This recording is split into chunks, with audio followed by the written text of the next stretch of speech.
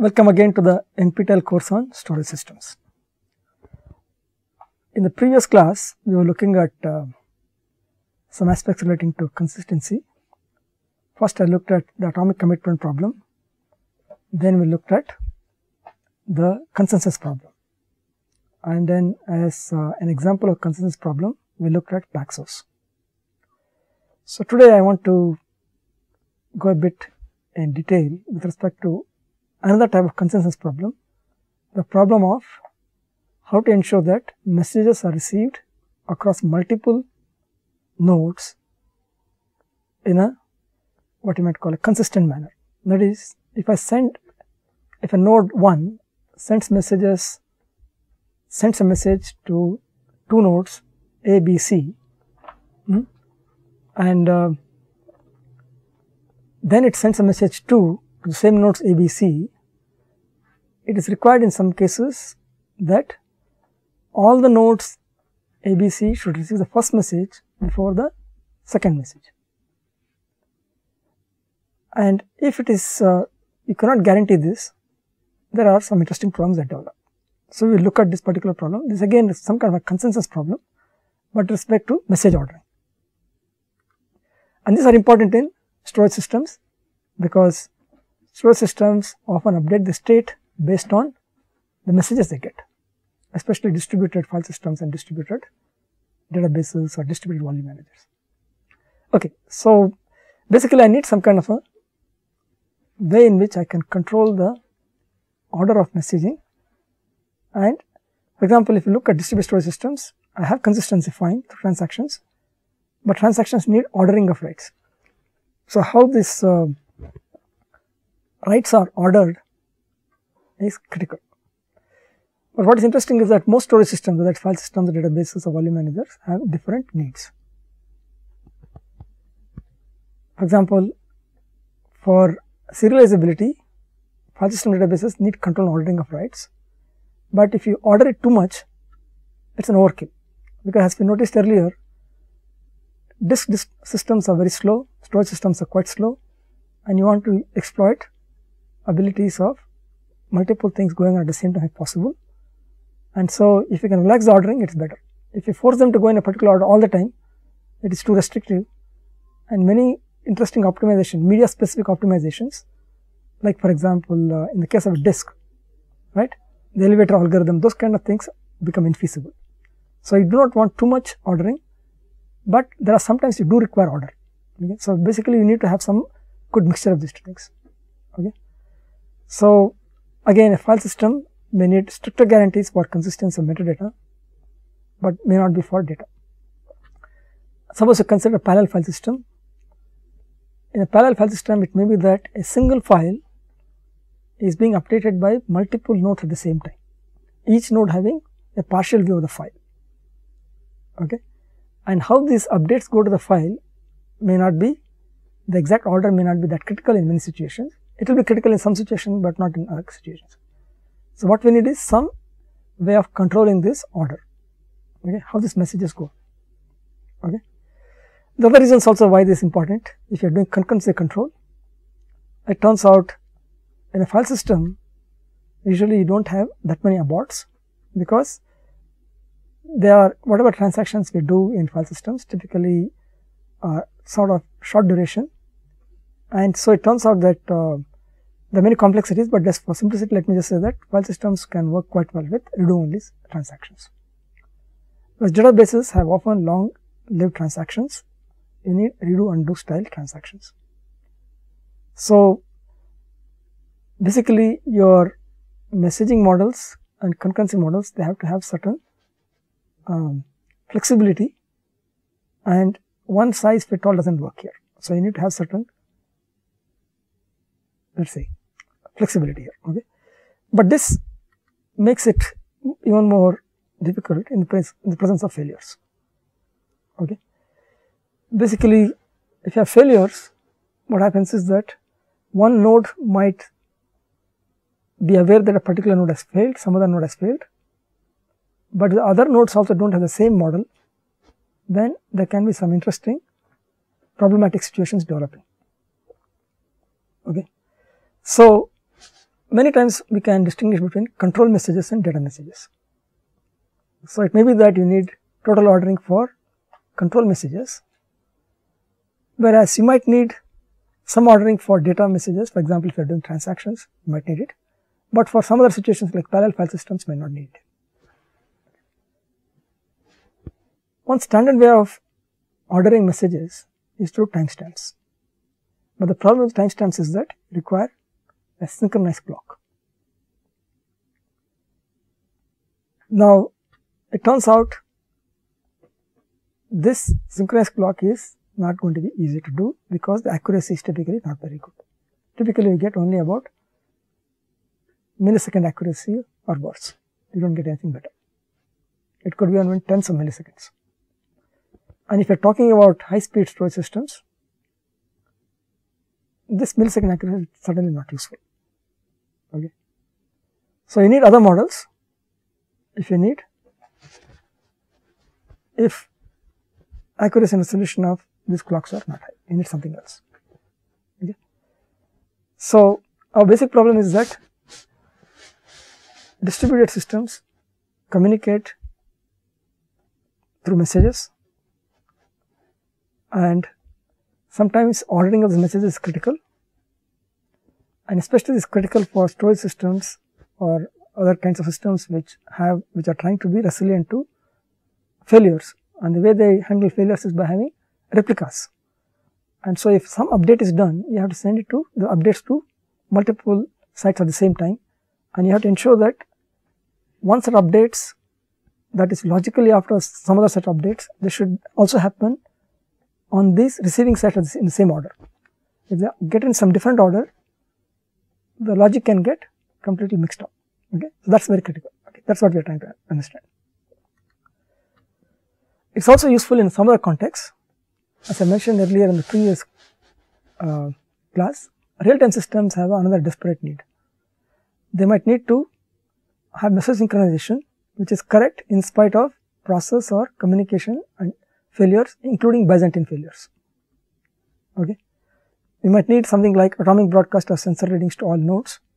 For example, consider a aeroplane where there are multiple sensor readings, and you have to ensure that all those, you are doing some computation on all those readings, and they have to be essentially of the same approximate time instant. It can be two different time instants. Okay. So, you need some kind of atomic broadcast. Okay. And it's also useful in other situations. Like, for example, we already considered one in internet. For example, if you are having mail systems, if you get a reply later than the original message, it's a problem. It actually happens in Usenet. If you are talking about some news groups, it does happen. Basically, because the reply comes earlier than the initial query or whatever. Okay, it happens. Okay. Same thing with cricket scores also. Okay, these things also happen. So, in many situations, it's very critical, but in some of the situations, it is just odd or not very pleasant. One of these things. Okay. So, I also need to figure out how to do message synchronization. Storage systems depend on message synchronization for consistency of data. If that is not guaranteed, anything can happen. Okay.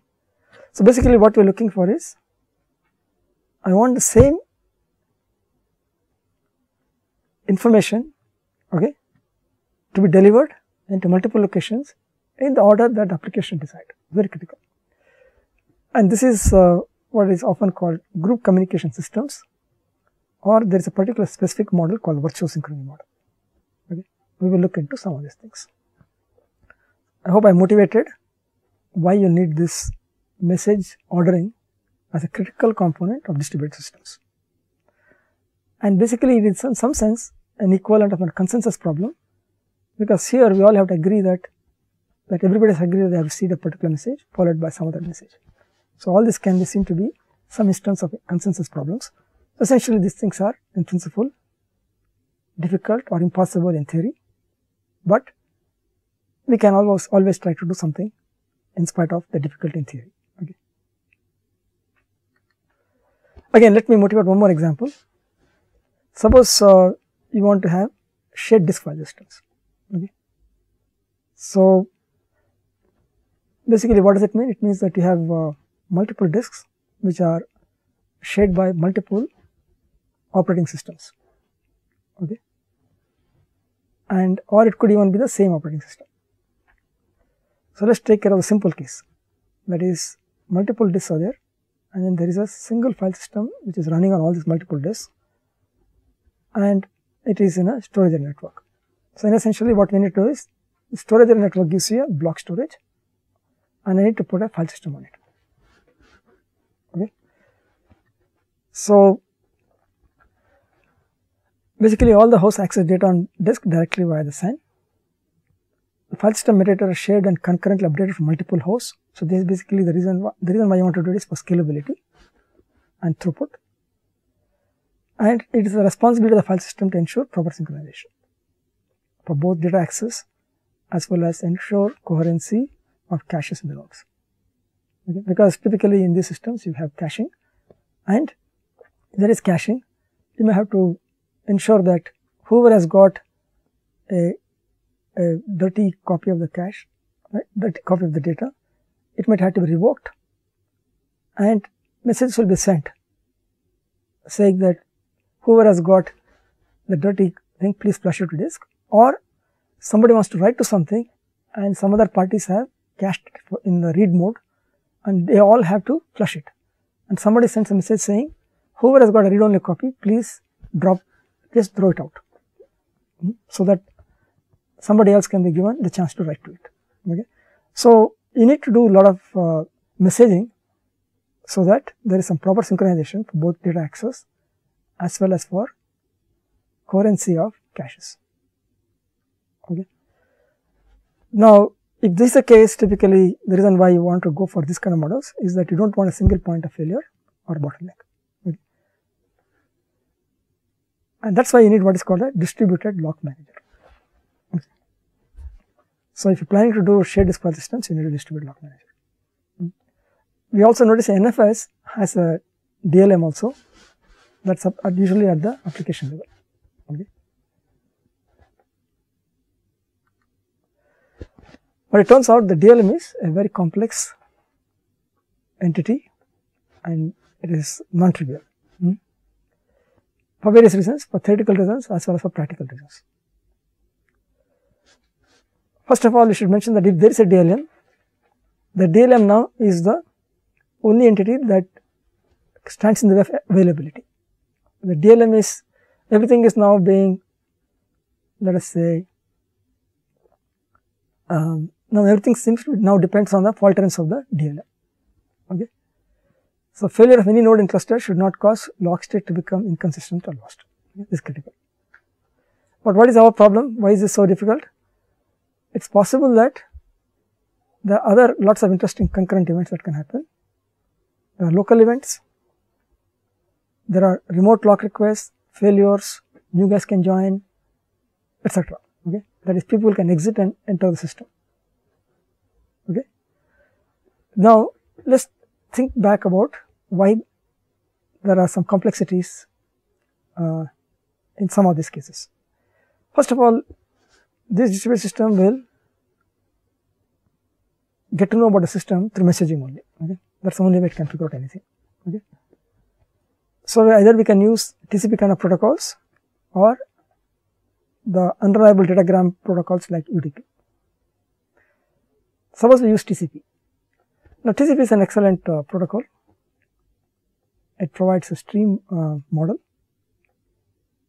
and what it gives you is a way in which if there are any losses, it is retransmitted so that the recipient gets the bytes in a sequence as was intended. That's why it's called a reliable transmission protocol. Okay? It's reliable only in the sense that the recipient gets the bits in the same order it was sent by the sender. So the kind of failures it handles are transmission losses, not node failures. That's important to remember. Okay? It is reliable with respect to losses during transmission. That is, intermediate networks they drop, or the routers they drop the packets. For that they have a method of retransmission to handle it. But this particular protocol has not been designed with failures of nodes in the first place properly. What do you mean by that? Suppose I am sending some piece of data and then my node dies. Okay. Now there is something called keep alive in the TCP protocol, and then these are sent when there is nothing else being sent on the node, so that to keep the connection alive. It's called keep alive, and the keep alive timeout is about in terms of minutes. That is, if I die, there is no keep alive for some time. The other node thinks that everything is fine, even if I am dead and gone. So basically, a TCP that is broken, the stream that is broken, is noticed by the other peer based on most recent activity, when it has sent some messages and when did the most recent keep alive come. So because of this, if I am talking to 5 different parties, depending on when I talk to those 5 guys, each guy will have a different notion of when I died. Okay, it's not a consistent notion. Because for example, I talk to party A first, and then I immediately die. Then A thinks that I am alive for a longer period than somebody who talked much earlier, because for him, he has the keep alive etc. will come much later. Okay, sorry, will come much earlier. Sorry. So there is some kind of a lack of consensus amongst set of peers with respect to symbol, whether it's alive or dead. Okay. So now, if I have different notions of alive and, let us say, non-aliveness, there can be some consistency problems. I will come to that in a minute. Okay, why that's the case. So stream protocols are not a solution. It also turns out unreliability diagrams are also no solution. Okay, first of all, they don't give you any ordering of any kind. At least TCP/IP give you a reliable stream. Okay, it is not able to handle failures. Okay, but it gives you a reliable set of bits. Okay, the same order in which was sent by the sender. Here, it's basically there is no ordering among messages because it's not a stream protocol. It's basically message oriented. So, but there is no ordering amongst messages, and verse doesn't have any flow control, etc. Okay, and because it doesn't have any of these quote reasonable features, the application is going to have a lot of trouble to work around all this. It's non-trivial. Okay, so basically, I need some higher level support, and one of the things that we can do is we might need a distributed consensus algorithm for agreement and membership and various other kinds of things. Okay, so again I will explain this further. Let us go to one example.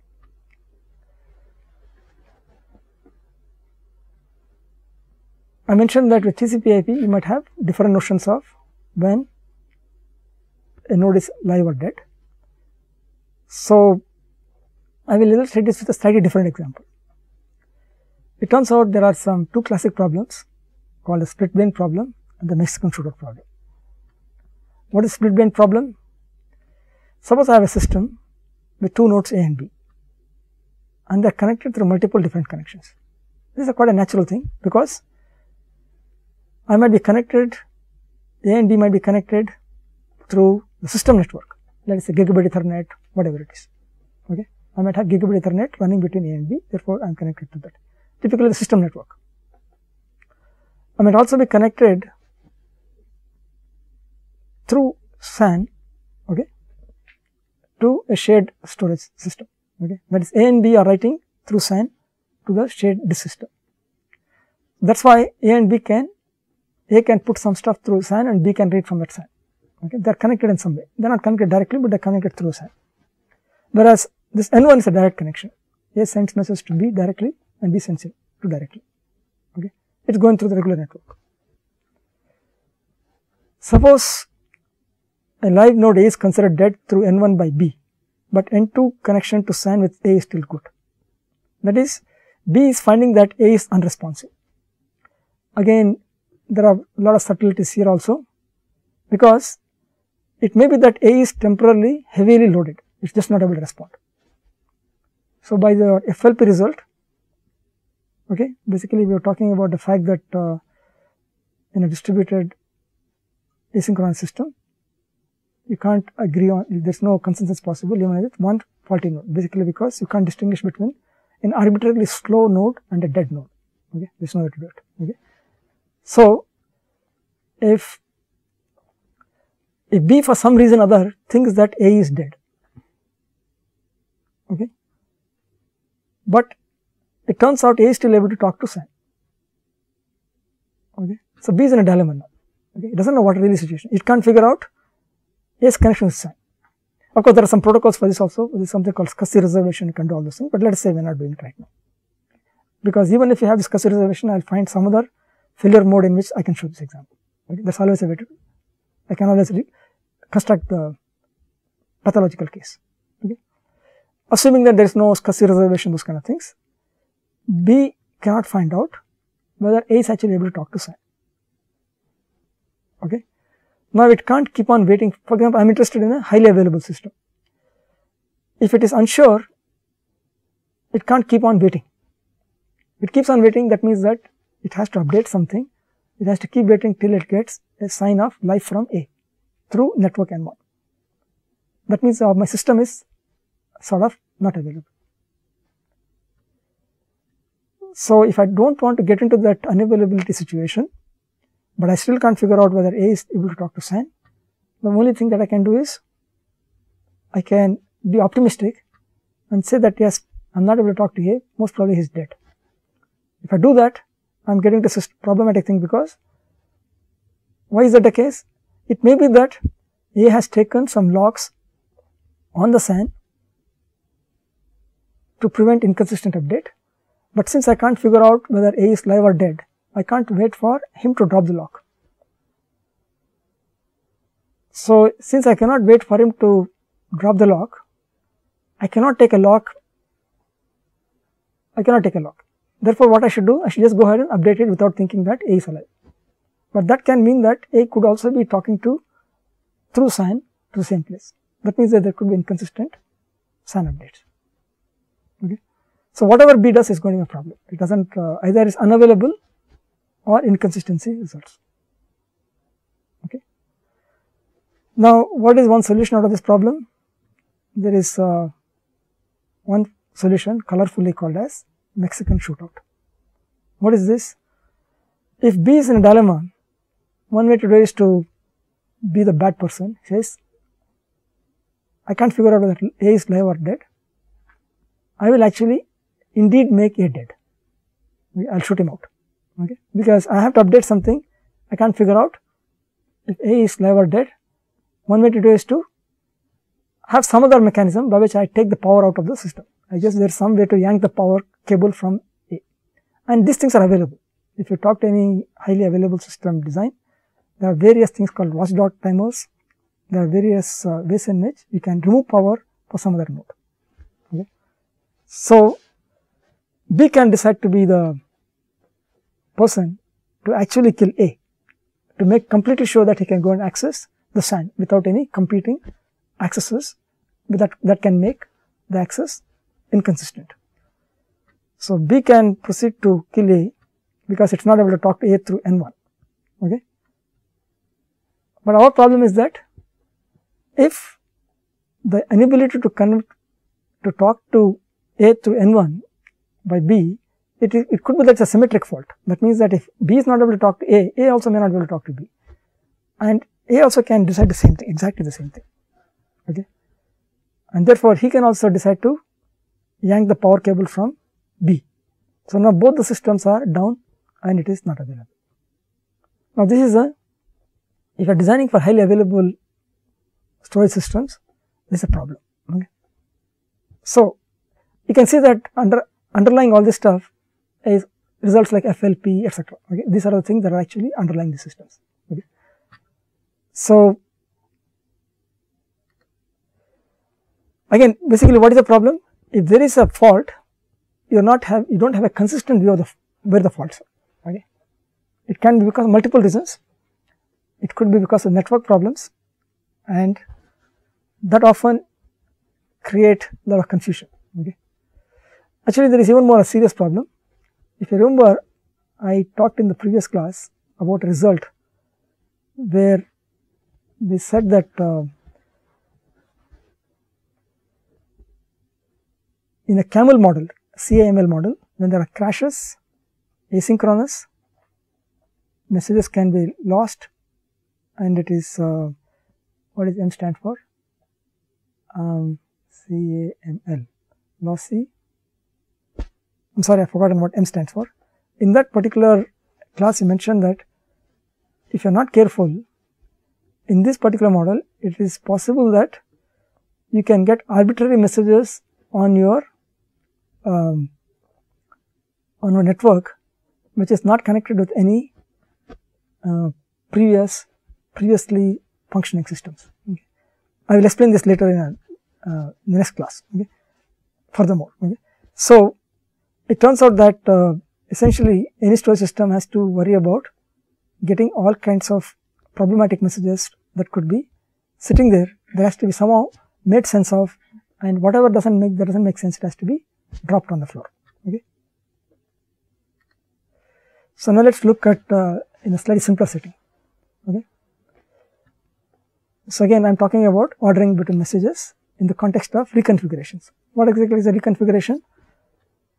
There is a systems ABC, and then A dies, and then system gets reconfigured so that B and C only work.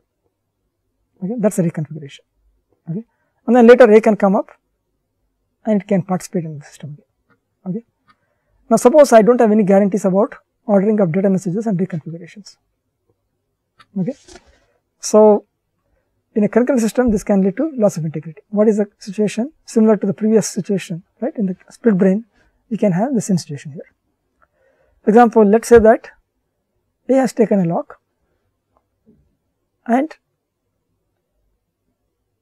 it has sent a message to B. But before this message made its way to B, A died,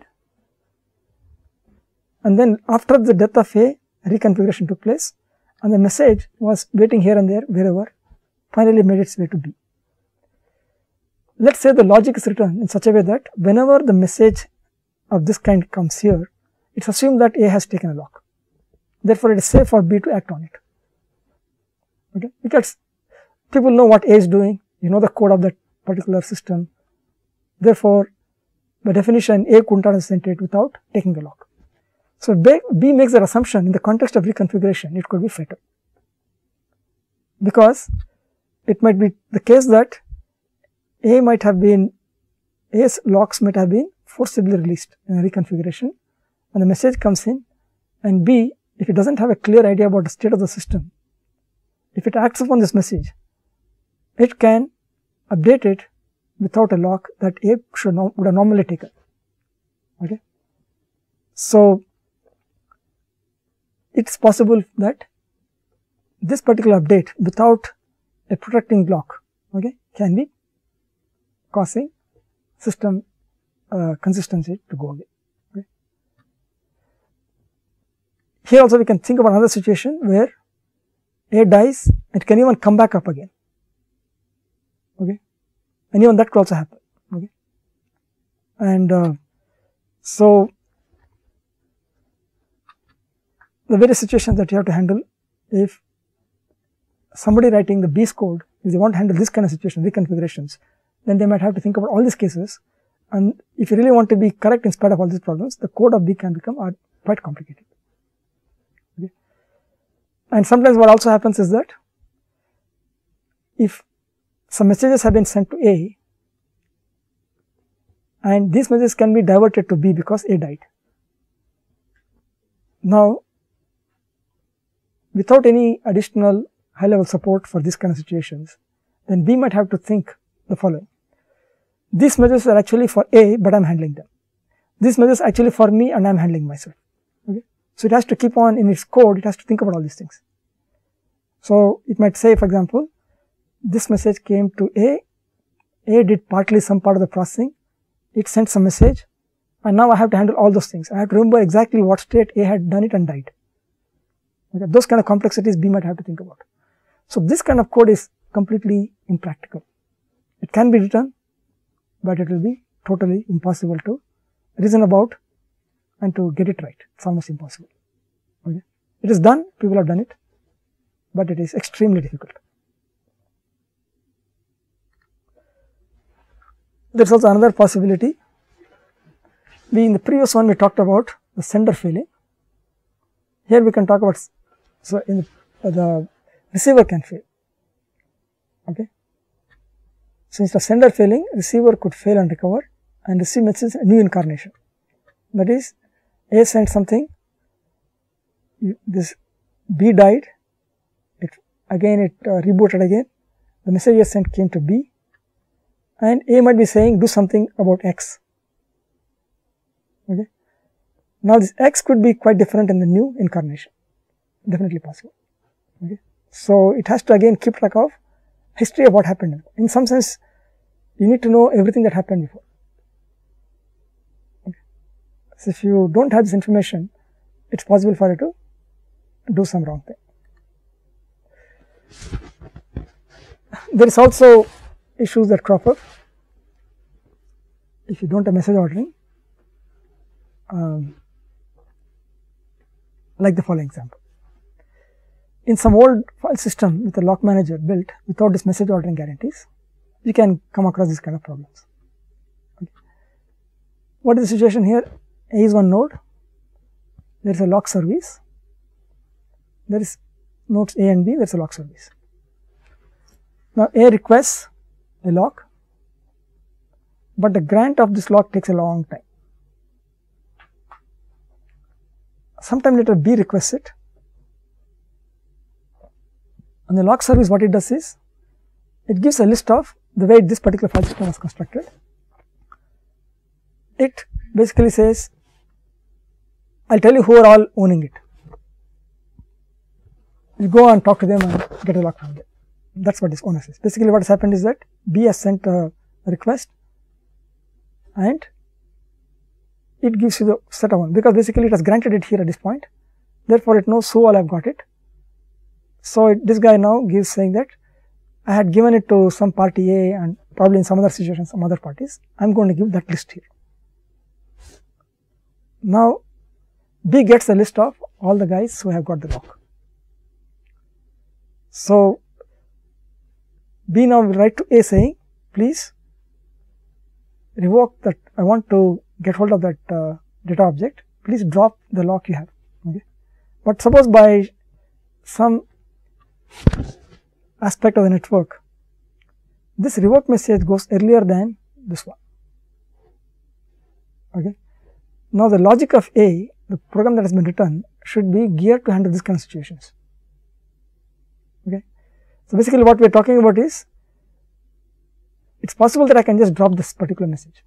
It may be okay in this particular situation, but there could be other situations where you can't just like that drop the thing just because saying that logically doesn't make sense. It may be that it's really required because A could have been substituting for C, D and whatever reasons. Okay, we cannot be completely sure of it. Okay. So it turns out that this revoke message is unexpected. Easiest thing oftentimes is to drop it on the floor, but without any guarantee that dropping on the floor is, let us say, safe. You will have to, your logic has to look at the whole thing before deciding what to do. Okay. It's not a, again the logic becomes extremely complicated. Okay. So here you notice that there is something what is called a causal relationship. Okay. Suppose I use what is called causal message ordering. Okay. Basically only after grant can you get a revoke. It can't be before. Okay. So if you are able to use causal message ordering, then you can probably reason about it and then decide what is the right thing to do. Okay. Or you figure out some way in which there is what is called causal message ordering. Okay. You ensure somehow that the revoke actually comes after this grant. Okay. If you are able to do that, then the logic can be simpler. That is, somebody else is taking care of this message ordering.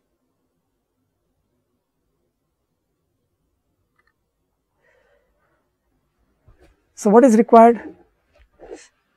one thing to notice is that concurrent systems are very difficult to reason about. Now, if you add failures to it, it becomes that much more complicated. Okay. And there have been many, just like the previous file system and the other file systems also people have designed without FIFO ordering, and this get into deadlocks. Okay. So basically, it turns out if you really want to have reasonable code, at least you should have basic FIFO message ordering. Other thing that we need is timely agreement among processes about membership and system.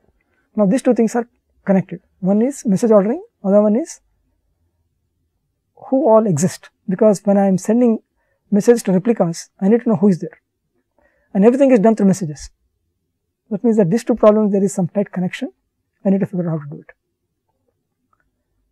So, I need ordering among messages with varying levels of strictness. I might have things called FIFO, first in, first out, or causal. I will come to that soon. Basically, just an example of a causal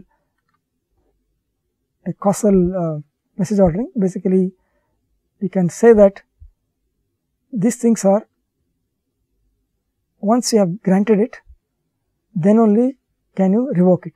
Therefore, this has to be somehow made to come like this. Okay. There is some relationship between the messages. So, it is causal relationship. Okay. There is also a total ordering.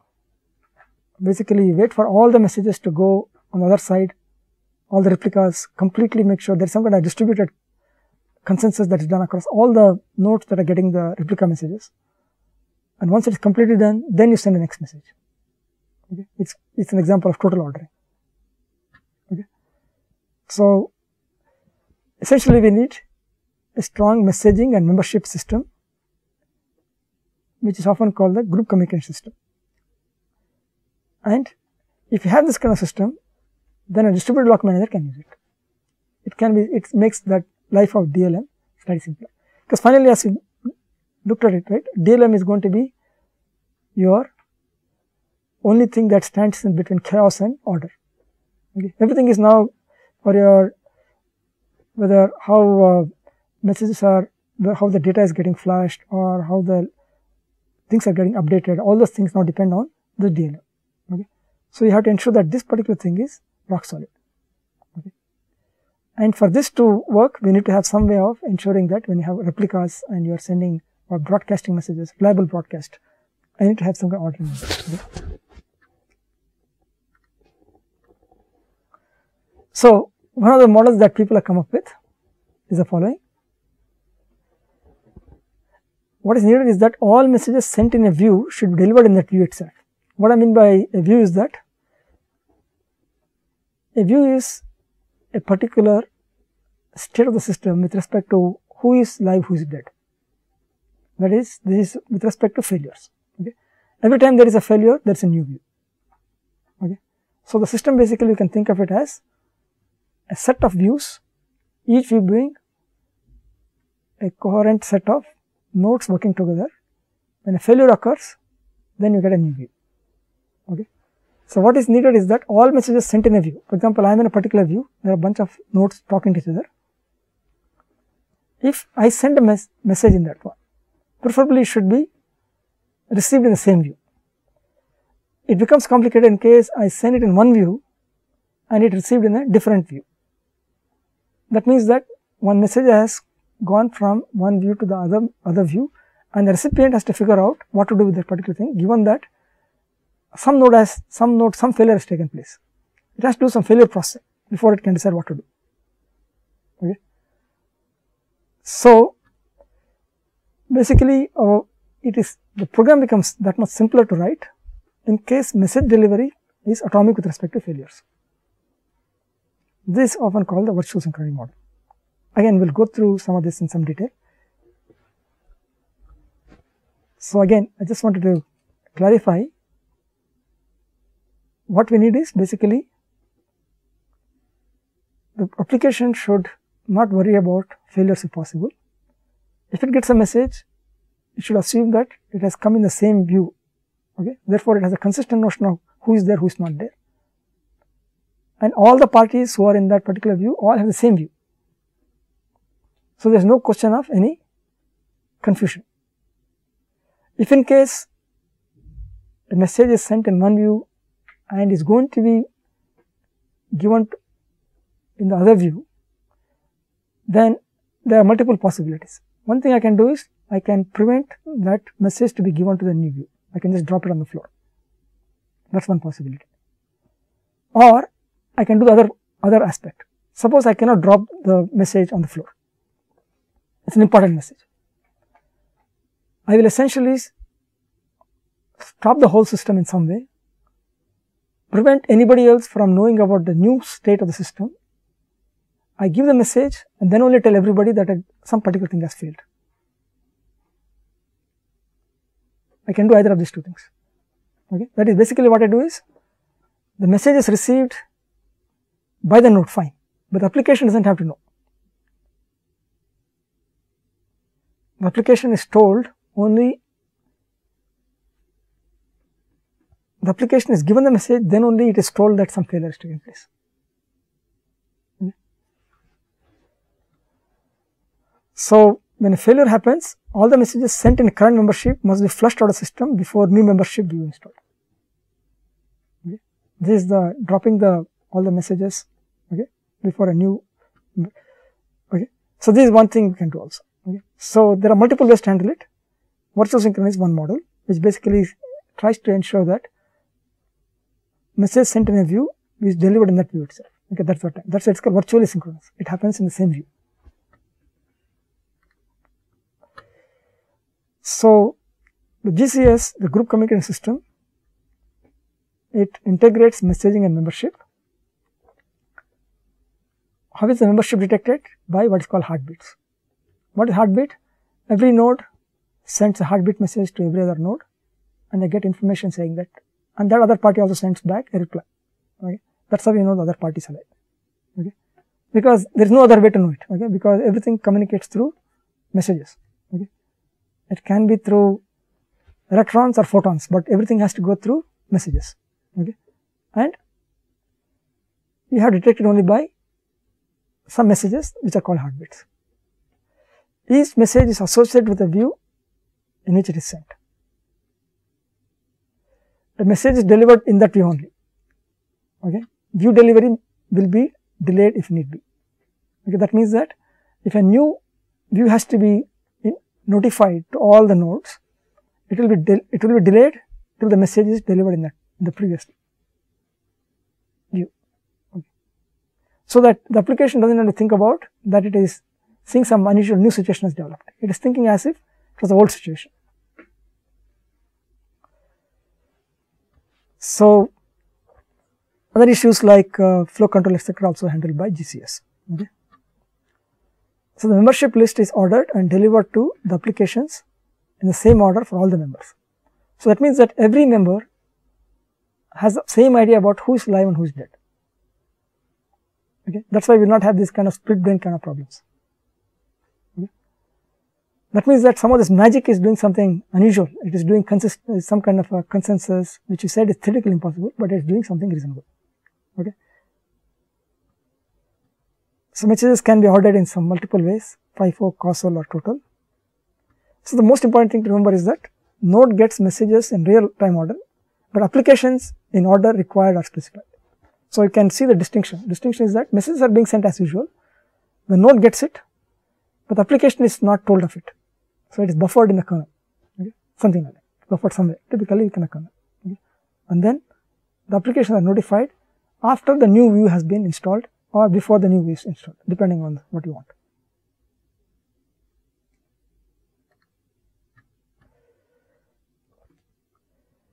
So, in this particular model, when application joins a group, it is sent a new view message.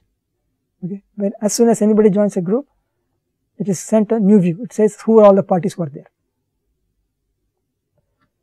And then the GCS after from that time onwards, controls application with data and view messages.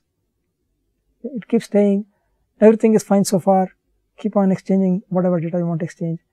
Then suddenly one failure occurs, it is noticed some particular way, we are not going to detail how it is done.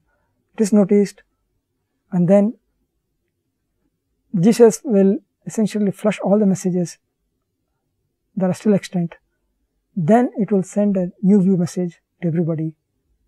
Then all the nodes will update their node idea about what is the current state of the system. Again, they will proceed further. Okay. So on a failure or join detection, a group unstable message sent to let the application know group is not stable. So why is it done? So that application to stop sending further messages. Okay. And only when it is done, you tell the GCS. Okay. Basically, some things are critical. I want to do it actually in the same view, because application also has some notion of what is safe to do. It has been told that something has happened, but it does not want to react to it immediately because it has some even more urgent things to do. If it has figured out all the absolutely critical thing has to be done, then it goes and tells GCS, okay, now I am ready to change my view of what the situation is. Okay. So then GCS flushes all messages floating around. I think there are a lot of details we have to go through it, but I think for the time being, we'll just say that after all messages are flushed, the new view is delivered. Notice that there has to be some understanding between GCS and application. If the application keeps on sending messages, then new view may never get delivered.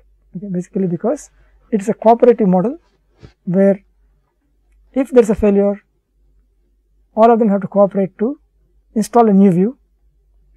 If a particular node doesn't, let's say, cooperate, right, and keep sending messages, then GCS has to keep waiting because it might think that all these messages are critical. It has to be somehow sent in that particular view itself, because it has to be processed in that view itself. Okay. Otherwise, there is going to be inconsistency. So it just keeps on waiting till that is done. Okay. So basically, I would like to mention in summary that this is basically we have a message ordering problem. Okay. And